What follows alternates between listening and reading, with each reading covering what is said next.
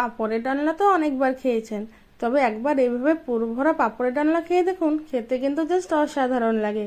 নিরামিষের দিনে দুপুরের মেনুতে বানিয়ে ফেলুন এইভাবে পুর ভরা পাঁপড়ের ডালনা, খেতে কিন্তু জাস্ট অমৃত লাগবে। আর এক থালা ভাত কিভাবে শেষ হয়ে যাবে সেটা আপনারা বুঝতেই পারবেন না। Hello everyone, welcome back to my channel Poppy's cooking and blog. আশা করি আপনারা সবাই ভালো আছেন, সুস্থ আছেন। আর আজকে আমি আপনাদের জন্য নিয়ে এসেছি এক দারুণ স্বাদের রেসিপি, পাঁপড়ের ডালনা। আর এই পুর ভরা পাঁপড় ডালনাটা কীভাবে বানিয়েছি সেটাই আজকে আপনাদের সাথে শেয়ার করব।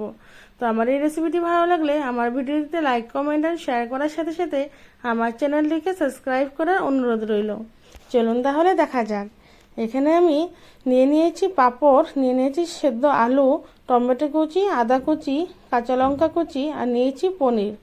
পনিরটা আমি ঘরেই বানিয়েছি, তবে আপনারা চাইলে বাজারে কিনা পনিরও ব্যবহার করতে পারেন। এদিকে কড়াইতে তেলটা গরম হয়ে আসলে দিয়ে দিলাম ফোড়নের জন্য গোটা জিরে, আর দিয়ে দেবো আদা কুচি আর লঙ্কা কুচি।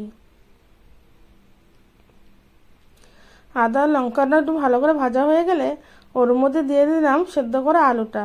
আলুটা এইভাবে হাত দিয়ে ভালো করে ভেঙে দিয়ে দিলাম হলুদ গুঁড়ো, দিয়ে দিলাম ধনে গুঁড়ো, আর দিয়ে দিলাম স্বাদ মতো নুন।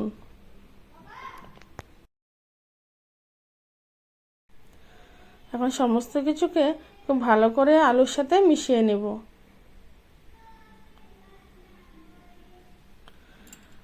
আলুটা যখন আদা ভালোভাবে ভাজা হয়ে যাবে তখন ওর মধ্যে দিয়ে দিলাম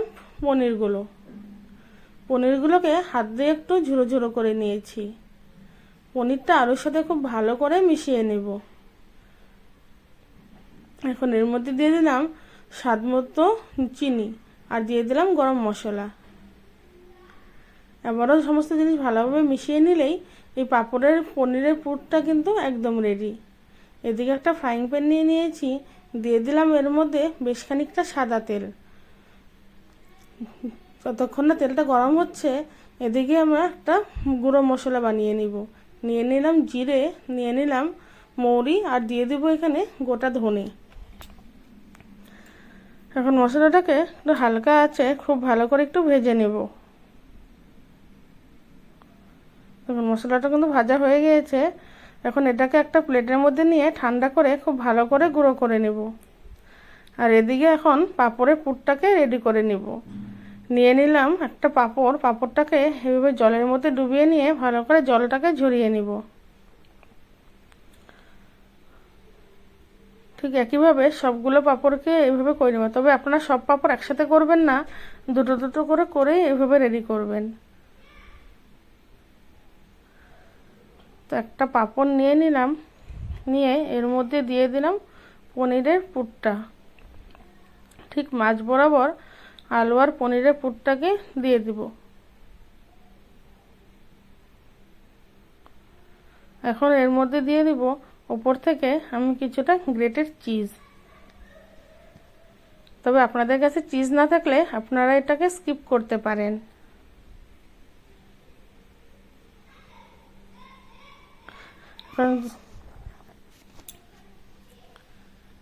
চিজটাকে দেওয়া হয়ে গেলে এখন চারদিক দিয়ে এইভাবে খুব ভালো করে ফোল্ড করে দিব।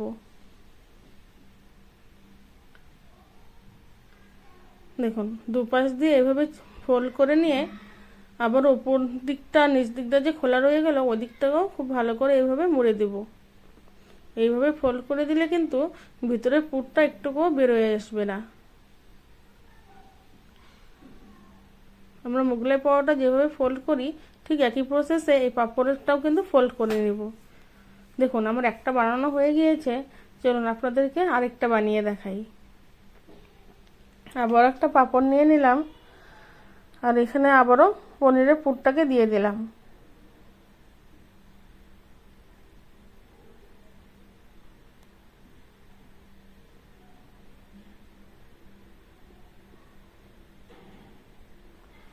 দেখুন পুরটাকে দিয়ে দিয়েছি, এখন উপর থেকে আবারও দিয়ে দিলাম কিছুটা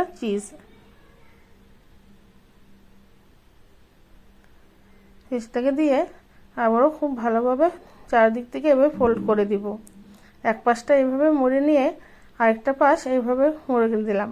যদি মনে হচ্ছে খুলে যাচ্ছে তবে একটু জল দিয়ে এইভাবে চেপে দিবেন, দেখবেন খুব সুন্দরভাবে আটকে গিয়েছে। আর এই পাঁপড়গুলো কিন্তু একটুকুও খুলে যাবে না। এখন উপরের দিকটাও এইভাবে ভালো করে চেপে দিলাম।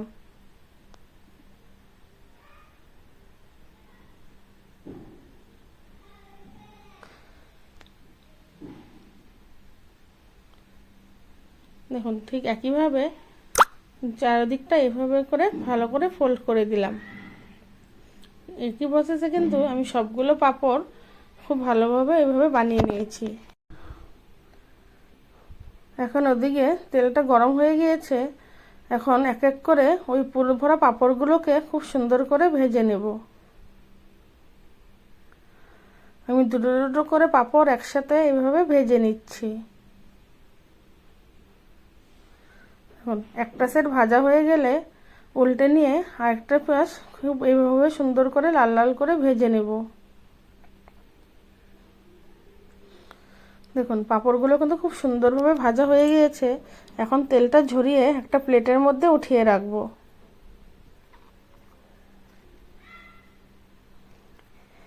আবারও কড়াইতে তেল দিয়ে ফোড়নের জন্য দিয়ে দিলাম জিরে আর দিয়ে দিলাম শুকনো লঙ্কা।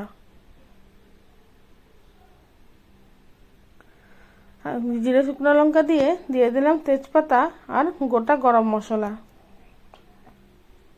মশলা থেকে যখন সুন্দর গন্ধ ছড়াবে তখন ওর মধ্যে দিয়ে দিলাম কেটে রাখা টমেটোটা দিয়ে হালকা নাড়াচাড়া করে একটু নুন দিয়ে টমেটোটাকে খুব ভালো করে একটু ভেজে নিলাম। এখন দিয়ে দিলাম হলুদ গুঁড়ো আর কালারের জন্য কাশ্মীরি লঙ্কা গুঁড়ো।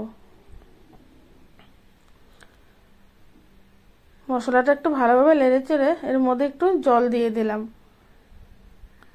জল দিয়ে এর মধ্যে বাকি মশলাগুলো দিয়েছি জিরে গুঁড়ো আর দিয়েছি ওই ভাজা মশলাটা আর ধনে গুঁড়ো। মশলা থেকে যখন তেল ছাড়ছে তখন ওর মধ্যে দিয়ে দিলাম পরিমাণ মতো জল। তবে ওই শটটা আমি নিতে পারিনি, তখন মোবাইলে ক্যামেরাটা কোনোভাবে অফ হয়ে গিয়েছিল, সেই জন্য ওই শটটা নেওয়া হয়নি। তো মশলা থেকে যখন তেল ছেড়ে আসবে ওই পর্যায়ে আপনারা অল্প একটু জল দিয়ে দিবেন। এই পাঁপড়ের পুরের মধ্যে কিন্তু খুব একটা গ্রেভির প্রয়োজন নেই, সেই জন্যই গ্রেভির ঝোলটা আপনারা পরিমাণ মতোই দিবেন। দিয়ে দিলাম সামান্য নুন আর দিয়ে দিলাম চিনি আর দিয়ে দিলাম গোটা লঙ্কা। ঝোলটা যখন এরকম ফুটে আসবে তখন ওর মধ্যে এক এক করে পাঁপড়গুলোকে দিয়ে দিব।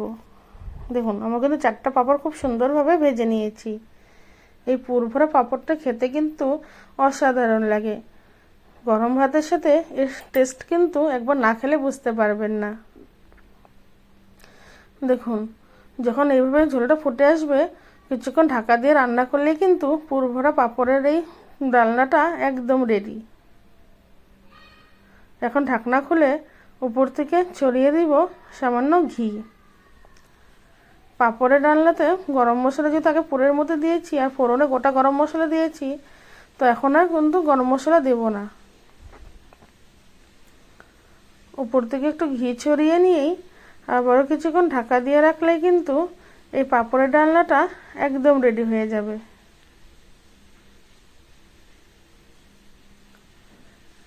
আমার এই রেসিপিটি ভালো লাগলে অবশ্যই কিন্তু একবার বাড়িতে বানিয়ে দেখবেন, আর বানানোর পর খেতে কেমন হয়েছে সেটা কিন্তু অবশ্যই আমাকে কমেন্ট করে জানাবেন। দেখুন আমাদের এই পুরভরা পাঁপড়ের রেডি কিন্তু একদম পারফেক্টলি ডান। খেতে কিন্তু অসাধারণ হয়েছে। নিরামিষের দিনে দুপুরে ভাতের সাথে অবশ্যই একবার এটিকে ট্রাই করে দেখুন।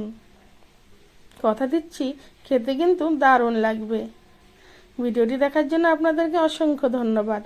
আবারও একদিন আসবো আরও এক নতুন রেসিপির সাথে। ততক্ষণের জন্য ভালো থাকবেন, সুস্থ থাকবেন। টাটা।